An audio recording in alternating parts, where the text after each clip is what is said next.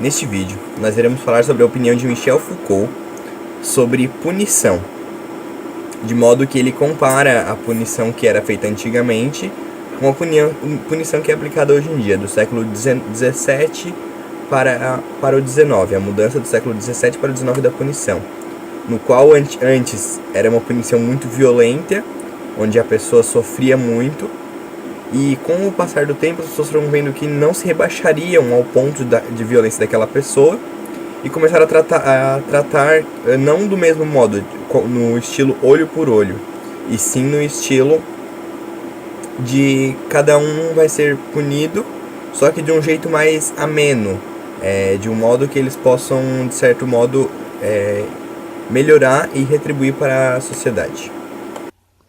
Bom, já que vamos falar sobre prisão, devemos saber o que a mesma é.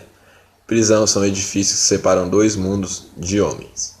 A ausência de amor que acompanha as prisões desde que se firmaram como pena universal em 1820. Diferente do proposto por Cesare Bonezana, dito Beccaria, que propõe um ajuste para as penas conforme cada delito, no estilo olho por olho, onde quem assassinou recebe a pena de morte, quem roubou tem os seus bens confiscados e quem cometeu crimes contra a liberdade e a prisão foi adotado como pena universal, a prisão semelhante para todos, diferenciando apenas no tempo de estadia como prisioneiro. Até o século XVIII era considerado delito como desafio à soberania do monarca. O cometedor do mesmo perturbaria a ordem do poder do monarca sobre os indivíduos e sobre as coisas. Antes de ser estabelecido o sistema prisional, o sistema de suplício era o que vigia sobre a monarquia, que não considerava o valor da vida.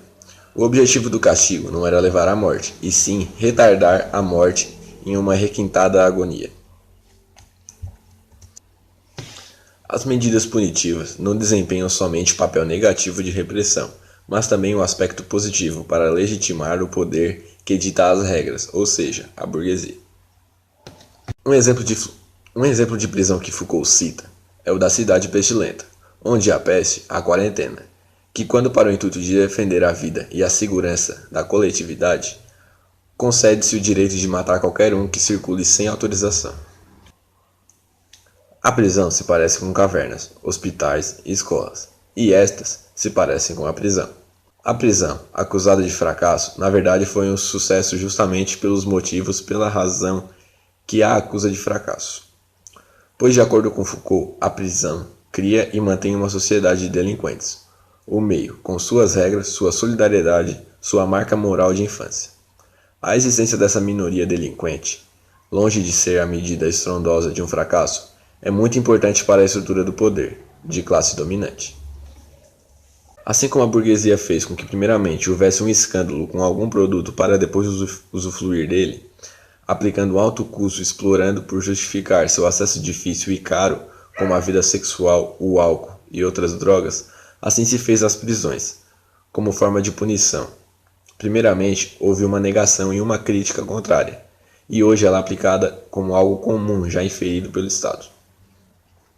Sendo aplicado como algo comum, a burguesia se mantém no poder pelo fato de ditar as regras, e quem não as obedecer estará infringindo as leis e será punido desta forma, que se privará das decisões sociais, ou seja, ou funciona do modo que o governo quer, ou é privado de viver nessa sociedade. Porém, quando a elite precisa de algo em um ambiente perigoso, eles, por exemplo, fazem acordo julgando alguém como criminoso, alguém julgado como criminoso, para que ele haja como, por exemplo, um alcaguete, que basicamente é um delator para a polícia, é um informante da polícia. Para que ele não seja privado de sua liberdade, em troca disso, ele entrega os seus companheiros ou outros bandidos.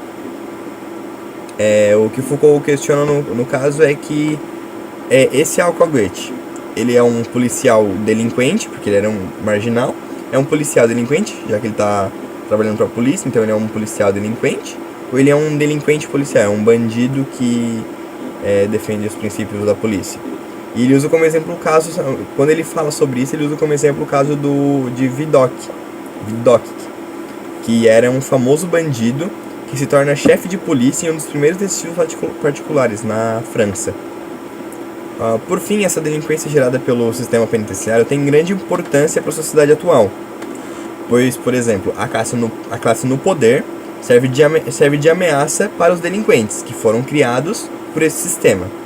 E como a delinquência dá medo para a sociedade, os bandidos, por exemplo, dá medo para a sociedade acaba por amar o inimigo da delinquência, que é o exército ou o poder policial. O poder, eles marginalizam as pessoas, através dessa punição, criando essa sociedade de uma cadeia, por exemplo, com bandidos lá dentro, fazendo com que a sociedade tenha medo das pessoas que estão lá na cadeia. Desse modo, por ter medo daqueles que estão na cadeia, por eles serem uma ameaça para a sociedade acaba por idolatrar ou apoiar os policiais de modo que mantenham eles lá na cadeia. Esse é o pensamento de Foucault. E a nova penalidade está indo por um caminho onde não vai mais ter nenhum vestígio de suplício. No caso, não vai ter tortura, não vai ter um lugar ruim para ficar. Na cadeia não vai ser uma coisa 100% ruim.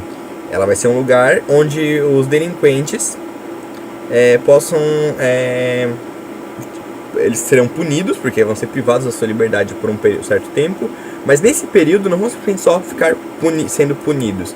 Vai ser corrigidos seus atos e cuidar para que eles melhorem e realmente produzam para a sociedade. Como o mesmo Foucault fala, que o processo anterior da punição, que era a tortura, é utilizado ainda hoje em dia no modo de que, é um ponto positivo que ele fala, é utilizado no modo de que ele trabalha com, tipo assim, quando a gente pensa que bandido tem que trabalhar para se sustentar na prisão, é um modo de pensar correto, porque ele está fazendo alguma coisa para ele mesmo e não os outros têm que pagar por ele. O delinquente não seriam fora da lei, mas ele se situa desde o começo no próprio centro desse mecanismo, que foi através da punição toda elaborada que ele fica desse modo. Nos quais se passa inclusivamente na disciplina da lei, do desvio do deleito e de uma continuidade de instituições que remetem umas às outras.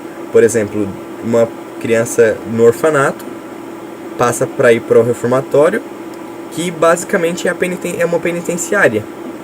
E que é o mesmo modo que da cidade operária, a pessoa vai para o hospital, que o hospital para os operários que não estão bem seria a prisão. No caso, quem não está bem na cidade vai para a prisão para ver se reforma, se é medicado para ser melhorado. Bom dia, Bruno. Hoje a gente queria conversar um pouquinho contigo. Cara, o que tu acha sobre punição? Qual o teu conceito de punição? Meu conceito de punição é, por exemplo, você faz alguma coisa errada, você está sujeito a uma punição.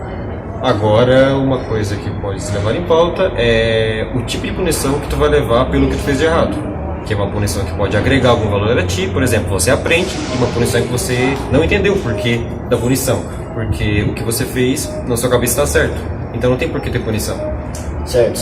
Mas, por exemplo, você conhece o filósofo Michel Foucault? Já ouvi falar um pouco sobre. Você não conhece o conceito dele sobre punição, certo? Sobre punição não ouvi falar. O conceito dele de punição nada mais é que o modo burguês de manipulação. Certo. Se você faz algo, você está sujeito a, por exemplo, quem pune manipula para fazer os seus próprios gostos. Certo, entendeu? Entendi. Qual a tua opinião sobre isso? Você concorda, discorda? Eu acho que depende a qual classe social tu está se referindo. Por exemplo, a elite, os grandes, podem até fazer isso. Punir quem discorda deles para, digamos assim, agradar eles. Mas agora, por exemplo, se tratando de uma situação familiar, por exemplo, o filho faz algo de errado e a mãe pune ele, os pais dele, não é pro pai se dar bem. Mas não é uma questão de manipulação? Por exemplo, o pai está manipulando o filho para fazer o que ele quer? Pode ser também. É uma manipulação. Porque os pais vão estar fazendo a criança agir da forma que eles aprenderam, tá certo? Seria uma manipulação também. Louco, né? Mas acho que já é cedo para generalizar. Ainda é cedo para generalizar. Certo, cara, certo. Muito obrigado, valeu pelo... Isso aí, cara. Valeu. Bom dia, pessoal. A gente está aqui com a Tiziana, nossa pedagoga, e a gente vai conversar um pouco contigo sobre o seu conceito de punição. O que você acha sobre punição em geral? O seu conceito. Dentro de uma instituição escolar, eu não vejo a punição como vigiar e punir, né? Não é uma instituição que foca nessa questão, ao contrário, é uma instituição que trabalha com a construção de valores, de categorias, de conceitos. Então o estudante traz das suas vivências, da sua família, da sua realidade empírica, o que ele vivenciou, e juntos nós construímos aí sim regras, valores de convivência, que é uma pluralidade. Então precisa de uma construção e juntos aí sim a gente tem um significado dessas regras. Certo. E agora, trazendo para o lado da filosofia, nós temos o filósofo Michel Foucault, que provavelmente você conhece, e o conceito dele de punição seria nada mais do que um modo burguês de manipulação. O ser punido está sendo manipulado, enquanto o ser que está dando a punição está nada mais do que manipulando o ser punido. O que você acha sobre isso? Foucault, ele é bastante profundo nas suas análises, né, nos seus estudos. Foi um pesquisador, é um pesquisador fantástico.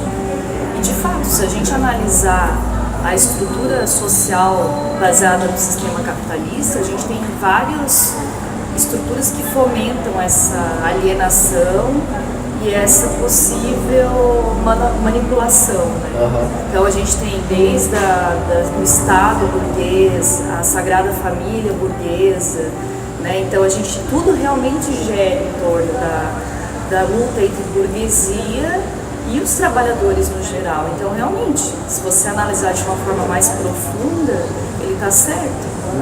É uma manipulação, né? É uma forma, até a gente se conscientizar disso, pensar numa saída e numa análise justa para ambos os lados, leva um bom tempo de estudo e de leitura.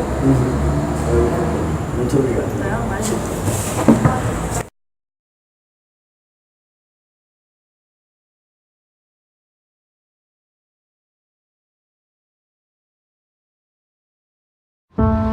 Hay muchas veces que gastamos tiempo del que tenemos para dedicárselo a lo que no queremos.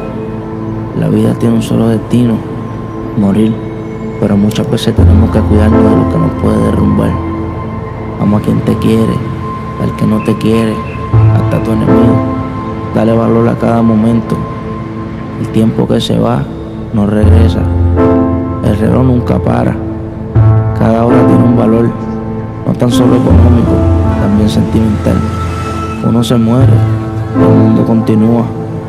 Nadie más que tu familia quiere lo mejor para ti.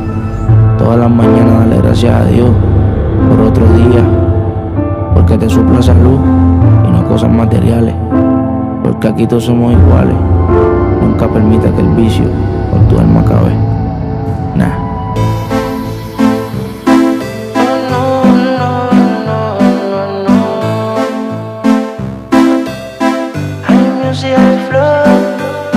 Ni una llamada, como si nada de nada, y no quieres saber de mí, que me perdonara. Yo pensaba que tú solamente eras para mí. Tengo tu foto pa' volverme loco, pensando en ti, solamente en ti, mi corazón roto. Tengo tu foto pa' volverme loco, pensando en ti, solamente en ti, mi corazón roto. Tengo tu foto con el corazón roto, siento que me estoy volviendo loco. Y si ya no te veo, me miro al espejo y no lo creo. Tú no sabes lo que te deseo, y déjate llevar de mí pa' que veas cómo es que vivo.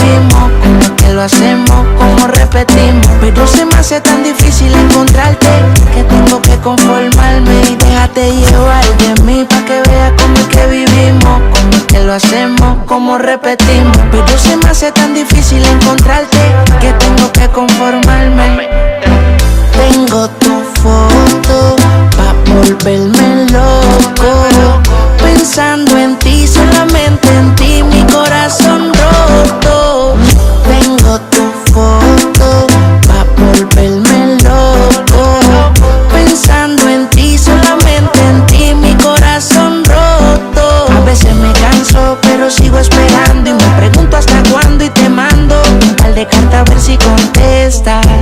Y sigo esperando respuesta, dime qué te cuesta responderme pa' yo poder hablarte, si me dejara amarte y tratarte. Baby, te lo juro, vas a ser feliz.